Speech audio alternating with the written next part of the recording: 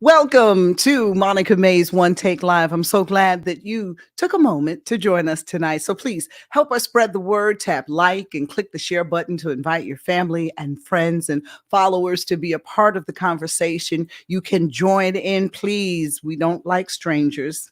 And we did use our deodorant this evening. One Take Live streams live to Facebook, to YouTube, and of course, now we're on Spotify. Imagine knowing who you are, where you're going, and how to get there. And then one day you don't. Oh my gosh, Alzheimer's and dementia are claiming many lives, and especially in the African American community. I'll talk candidly this evening with one brave soul, Sharon Fletcher Jones, who wrote a beautiful tribute to her mother who simply forgot who she was. Sharon is a prolific writer with articles appearing in several publications. She's also a Central Florida Association of Black Journalists Hall of Famer. So we're welcoming her to One Take Live. Sharon, this book is amazing. Your mom would be so proud of you. She'd be so proud. Thank you so much for that. Thank you so much, Monica. And thank you for having me on this evening to talk about this. It's a passion, and it is, as you said, something that is happening more and more to us, people of color, and more to women. And so I wanted to bring that to the forefront, let everybody know while we're checking for diabetes and high blood pressure and obesity and heart disease. We need to put dementia and Alzheimer's right up there at the top. You really do. We really do, Sharon. I had a physical last week, and the hardest part of it, of course, was the mental part.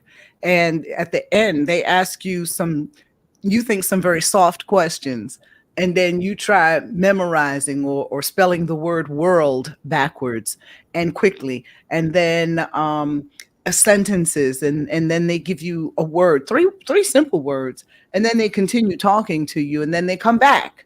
Do you remember those words? And a person with dementia is unable to do that. A person with dementia would get really frustrated at that point. Yes. Yes. Some of the signs that you noticed about your beautiful mom were what? I noticed that this is a person, first of all, I need to preface, this was a person who was excellent with numbers, names, dates, birthdays, telephone numbers, addresses, directions. She was the first African-American female treasurer, head accountant for a high school in our system back home in Portsmouth, Virginia. This woman was a sophomore in college at 15 years old when she met my father. So she was brilliant. And, directions, numbers, telephone numbers, dates, all of that, those things came easy to her. So that was the first thing that I noticed, was that she, what's that number? I know that number. I can't, what's Auntie's phone number? And then it started to really bother her that she couldn't remember her sister's phone number or my birthday. I'm her first child. I'm the oldest of 5. So it started that, those are the things that it started with that I noticed. And towards, I'll say about 3 years prior to her passing, which in July will be 2 years passed away, I noticed it became even more frustrating. Simple things, a cup that she used for coffee every single day. She one day pointed to it and said, "What is this?" Wow, Sharon. Yeah. It was like that. Having the closeness that you and your mom shared over the years. And even though you're here in Orlando and she was in Virginia, you were home a lot. I So was home you, a lot. yeah, Yes. you could see the changes. I Yes. remember a part in your book when you say you took them to the Essence Festival in New Orleans. Now, I'd Yes. have been scared to let my mom go off by herself, but you say that that was something that she typically would not have had a problem finding her way back to the hotel, but it took hours. Never. Never. Hours. She would never have had a problem with that. The hotel, let me see if I can put it into perspective for you. The hotel was located, um, let's say everybody knows where City Hall is, right? Yes. Mm-hmm. Okay. The hotel was as close as the Performing Arts Center is Right to across the City street. Hall, right across Mm-hmm. the Mm-hmm. street. Okay. Wow. Mm-hmm. It was around a little corner a bit, but it Mm-hmm. was still visible. It was, and again, I want to stress Mm-hmm. that this is a person who we went to New York City for the Macy's Day Parade, Thanksgiving Day Okay. Parade. Mm-hmm. For the first time we went, my mom's idea. She puts us on the subway. We go, first of all, we drive straight into Queen House. Never been there before. She knew where she Uh-huh. was going. She knew, we get on the subway to go down and go into Manhattan.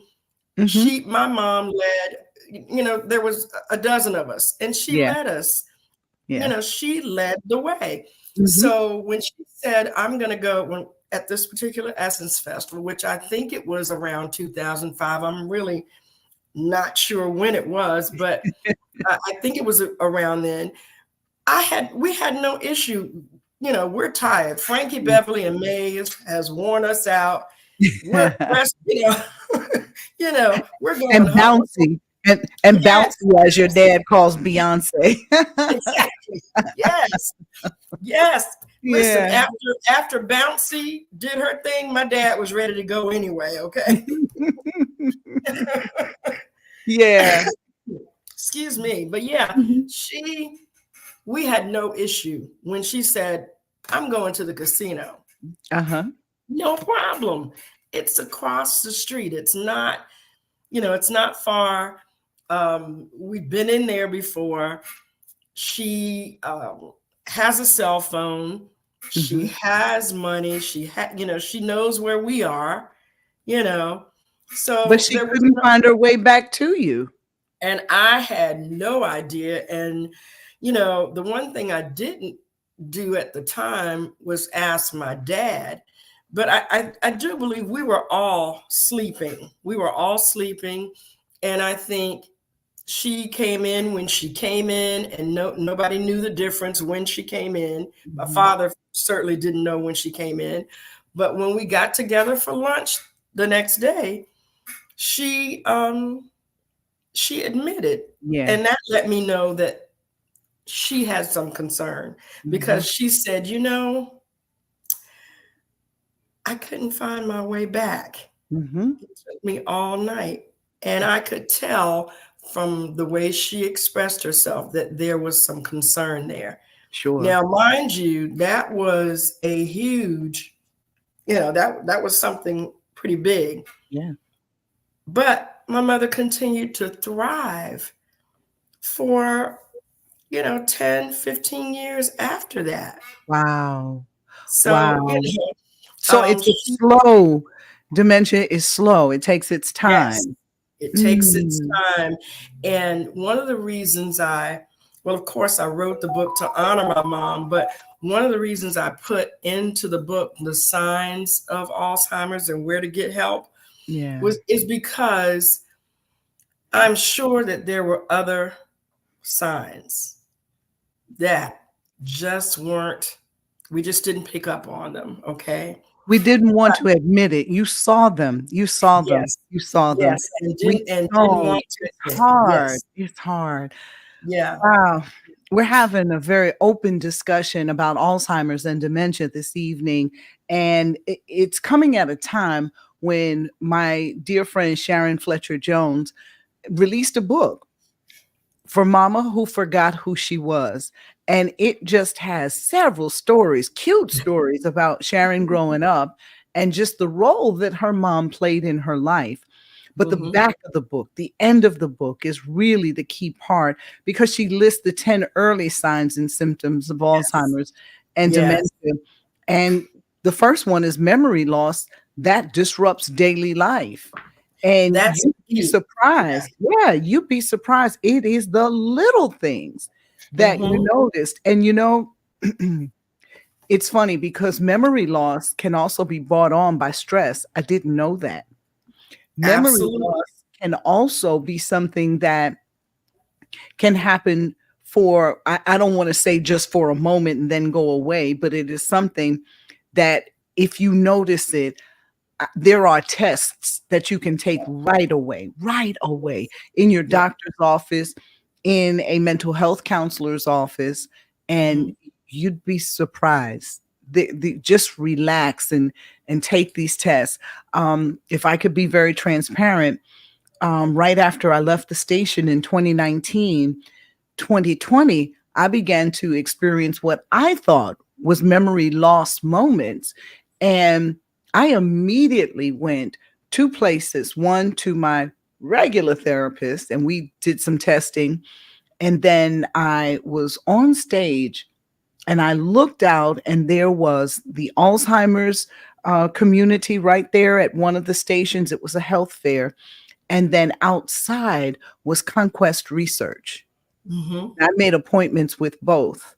And through Conquest, I talk about them all the time because it's a sister there. I went and I took the extensive and they drew tons of vials of blood. And some of the testing, I'll tell you, gets to be so frustrating that I actually I don't want to say I threw down their equipment, but I put the equipment down abruptly and said, I don't want to do this anymore because I felt like this was too much. And I said, ooh, is that a sign right there? Combativeness, But again, that can be one of the signs. Absolutely. Did your mom ever exhibit the combativeness? Only once that I was aware of, just once. And it really wasn't, I've seen other patients who are really, they really will fight you. And no, my mom just, actually, she was more verbal. I gave her a birthday party for her 80th birthday, and she passed away 3 days later. I'm sorry, 3 years later. 3 years later. And I was so glad that I was moved. God just led me to go ahead and plan this 80th birthday party. And she had she had moments, great moments of clarity during the event and after the event. And my church family, actually, my pastor and his wife, Eugene Heflin and his wife and their family, they actually took me to Virginia to help me put this 80th birthday party together for my mom. And they stayed in my parents' home, and my mother came down late that night. She'd gotten confused and she came downstairs and she was, who are these people and why are they in my house? And maybe but that wasn't, and that could be considered combative, but like I said, I've seen people who were much worse. So what do you do in that situation? I'm sorry. What do you do in that situation? Excuse me. In that situation, I thank God for them because they understood what was going on. And the first lady took my mom's hand and rubbed her hand and said, Miss Margaret, I'm Linda, and we're here to celebrate. This is my husband. This is my son and his wife, and we're here to celebrate your 80th birthday. Remember, today we had a wonderful time at your birthday party. And she spoke in that calm, sweet tone.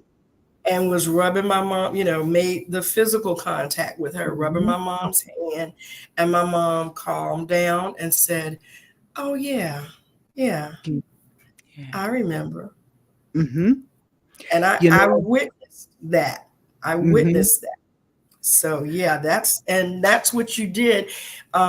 When we had telephone conversations and my mom started to just repeat, she would repeat things just over and over and over again. I simply had to grow the patience Yeah. to act like it was my first time hearing it every time. Mhm. Mhm. And then when she, towards the end, um, when she started to speak just gibberish, I had to pretend that she was making sense and just answer. We were having these telephone conversations, and I would just say, "Yeah, sure, mom, yes." Mm. And it would break my heart, and I would hang up the phone and I would cry for Boo-hoo. hours. Yeah, just Boo-hoo. cry for hours, Mhm. Mhm. you know. But this is what you had to do. Um, Mhm. that's what you had to do, and it just I couldn't imagine. That's another reason why I wrote the stories, to kind of illustrate how vibrant she truly was. And I wanted to encourage people to, like, right now, I think I'm cool. Okay, I'm good. You're probably good Mhm. too, Monica. But Mhm. we do need to start doing these tests regularly with our physicians and our therapists, and any studies that we can, that are deemed appropriate and safe. We need to participate in those studies as well, so that early detection can happen, and so that we can be treated in the manner in which we most need to be treated. Because Mhm. treating people of color for Alzheimer's and dementia can look different from Yeah. treating others. Yeah. Mhm. One of the reasons I wanted to have you on was for that simple reason right there. And you made it easy for us to segue into that. One of the reasons I brought up Conquest Research, and I will continue to spread their word, is that they want people of color and especially Black women to come in and take these tests. Since then, people have stopped me in the street because I had them on the radio. People have stopped me. I was driving one day. Remember that? So I need to have their number with me myself. But again, I Mhm. I did that because they point out we don't like to do the studies, but I got to tell you, they won't know how to treat African Americans, Black and brown people, period, with dementia or Alzheimer's, and they're different, unless we Mhm. participate in studies. So I want us to think about Absolutely. that. The second early sign that we've listed here is challenges in planning or solving problems. And Sharon just mentioned that her mom was a master at problem solving, Yeah. both math or anything else that you put in front of her. Difficulty Mhm. completing familiar tasks. When did that begin to happen? When simple things began to become a chore, Sharon? I think that I first picked up on it about 3 years prior to her passing. Um, but it was subtle, very, very subtle. And she'd make a joke.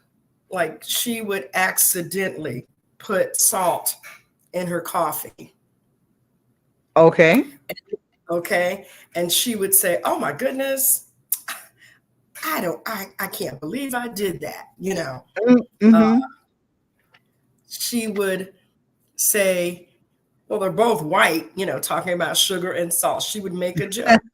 She would, you know, I they're love both it. white stuff, Mm-hmm. and Mm-hmm. Mm-hmm. yeah, and she would. It was so funny. I went home once, and my mom was a dresser. Okay, she was. I mean, all the way. Like you are, that you get it from your mama. Thank you. I appreciate that. But she was really tops. I mean, and so I started noticing she'd wear the same clothes. And I'd be like, okay, Mama, you had this on yesterday. Do you think you want to change clothes today? Well, I'm clean. It's clean, so I'm good. Yeah. And these are my comfy clothes. Are we, she would have a comeback. Yeah. And then I'd see her sitting and she'd kind of, look down at herself and, she was, I'm so sorry. What is this? It's okay. She would kind of look down at herself and just, bless her heart, she would just try to play it off. Monica, I'm so sorry. I don't know why I turned this Another light thing off. that's listed here is confusion with time or place, and Yes. that we realized too with her missing her hotel in New Orleans. And I'm Yes. sure Yes. that as the dementia wore on, there were other instances like that. Trouble understanding visual images or spatial relationships. Now, in that test that they give you, they will Mm-hmm. give you things to draw, and how you see something on paper may not be how you can duplicate it. And that's what they're looking for. Doesn't have to be exact, but it has to be pretty close to it. And Yes. that was difficult for me when I was at Conquest. But there was something else. It was a spatial thing for me that I was having Mm-hmm. difficulty with. And so she said that I have just a small tad of something going on up there. But she said, you know what I attribute that to? And I said, well, what is that? I'm panicking at this point. She Mm-hmm. and I want everybody to hear this. She said lack of sleep. And if you remember, for years, I was producing that man's show, the Tom Joyner Morning Show, getting up at 3:45. That did not mean that I went to bed 8 hours prior. And I knew I That's was right. sleep deprived. I could see it in my face. I weight gain, all of those things, Mm-hmm. developed other comorbidities. And that's when I realized, hold it, hold it, hold it. Sleep is Yeah. so key. Sleep is so key. And now that I'm not doing that much, I'm I don't have high blood pressure any longer. So there are certain things that are very much attributed to getting a good night's rest. I just need us to think about that. New problems with Absolutely. words, And let me speech, tell you, or I'm, s- writing. go Yes. ahead. Mhm. No, I was just going down our list. New problems with words and speaking or writing. What were you going to say? I was going to say the sleep thing. I have to agree with you. Is extremely key. And there's a couple of things that my physician said to me that I just didn't realize the impact. Sleep, lack of sleep was one of them. Mhm. Stress was the other, Yes, and yes, yes. also, if you're not hearing well, if you're Mm, if you're not hearing well, hearing loss can trigger dementia, I and didn't it know can. that. I didn't know that either. I didn't know that Mhm. either. So, in addition to getting our regular physical checkups and our mental health checkups, we really need to include, we get stress tests for our heart. We Yes. get blood tests to make, to check for diabetes or Mhm. hypertension. We need those tests, but we also need to have our hearing tested along with our memory. I'm glad that you said that. I am Yeah, so glad that you said that. Listen, yeah, we are 5 minutes away from the end of our conversation. I just need you to realize I had to have this conversation. It's a very intimate one. Sharon just wrote a book about her mom who passed away a few years ago. It's like 2 years ago now, right? Um, yes. And it's for mama who forgot who she was. And what I appreciate most about Sharon and this book is that Sharon's not afraid, or ashamed, I should say, to talk about the fact that her mom had dementia. I will also say that in some instances, they say that it can be generational. I don't think that there is, you know, a certainty there. But what have you heard about that? Well, I will say to you again that one of the reasons I started getting tested and have been tested regularly for the last 5 years, I'll say, Mhm. is because my mother was the youngest of four girls. There's Mhm. one auntie left, and all the girls, she had two brothers, two older brothers. They did not show signs of dementia or Alzheimer's. The Wow. girls, each and every one of them, have it. And my mother Wow. passed away from it. And Mhm. her older sister passed away a year. Aunt Cynthia passed away a year and a half later from dementia and stroke. Mhm. Yes. So, yeah, So it could you very better. well be. Yeah. Yeah. Mhm.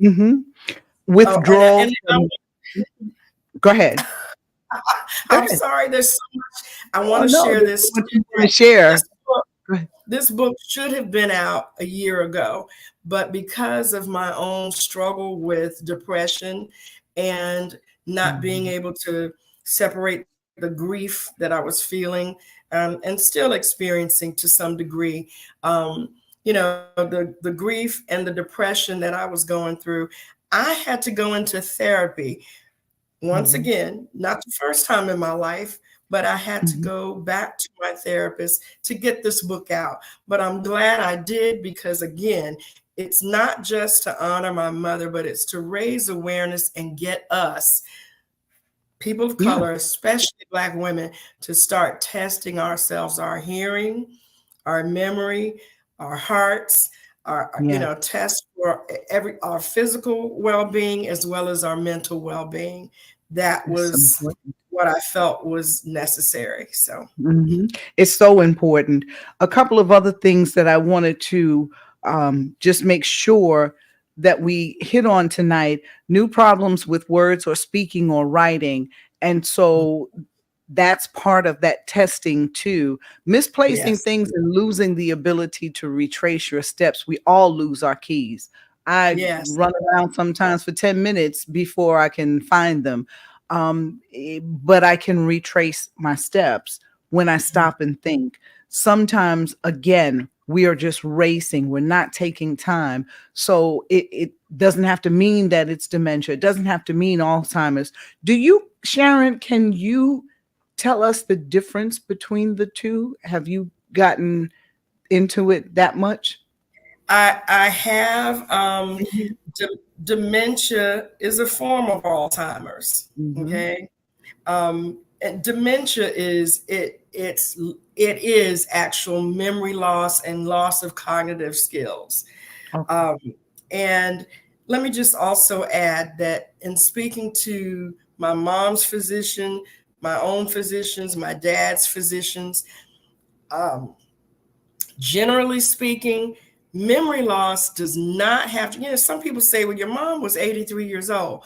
Well, speaking to physicians, they tell me and continue to tell me, told me and continue to tell me, memory loss doesn't necessarily have to be a part of old age. Yeah. It doesn't have to. There's some 80 and 90. My dad's 92. He doesn't have dementia. He has some memory loss, but he's pretty good actually, doing pretty Mhm. well. It doesn't have Memory loss doesn't have to be a part of old age, but Mhm. there are signs, these signs that we've talked about here that you've pointed out, Monica, they can, if you pay attention and get yourself tested, Yeah. there are inroads being made in, drugs, treatments that can help, can Yeah. maybe not cure the disease. There are no cures There's no as of yet, Mhm. No cure as of yet, but can slow it down or can make it more manageable for you. So that's what I wanted to get in there too. Yeah. So you can purchase Sharon's book from Mama Who Forgot Who She Was. It's available on Amazon. She's given us her 30-second plug, and that is get tested. It Please. boils down to that. Get Yes. tested. As you get tested for the other health disparities that we deal with or the other health issues, please make memory loss part of what you ask your doctor to test you for. Sharon, thank you so much. I appreciate all the information you shared. The kindness and the wit in this book is just amazing. Miss Margaret was something else. I got to tell you that. Thank you. And thank you so much for having me, Monica. You are so welcome. Again, the book is for Mama Who Forgot Who She Was, and Sharon Fletcher Jones, as we said, a wonderful writer with articles appearing in several publications, also a Central Florida Association of Black Journalists executive board member, as well as a Hall of Famer. I just want to ask you to take heed to everything that we said tonight. Your life, but your memory, your mind is a terrible thing to lose. I'll never forget this woman telling me that. Thank you so much, Sharon. I appreciate you for being on One Take Live tonight. Thank you. Thank you for having me. Peace and blessings. Peace and blessings to you. And don't forget, please help us spread the word. You can tap like and click the share button to invite your family to these discussions. We have them every Thursday, 6:30 p.m. We love getting feedback from you. One Take Live streams on live on Facebook, on YouTube, and of course now we're on Spotify. I want you to send me in some comments and some topics that you'd like us to kind of research and get guests on for. Thank you again for being on Monica May's One Take Live.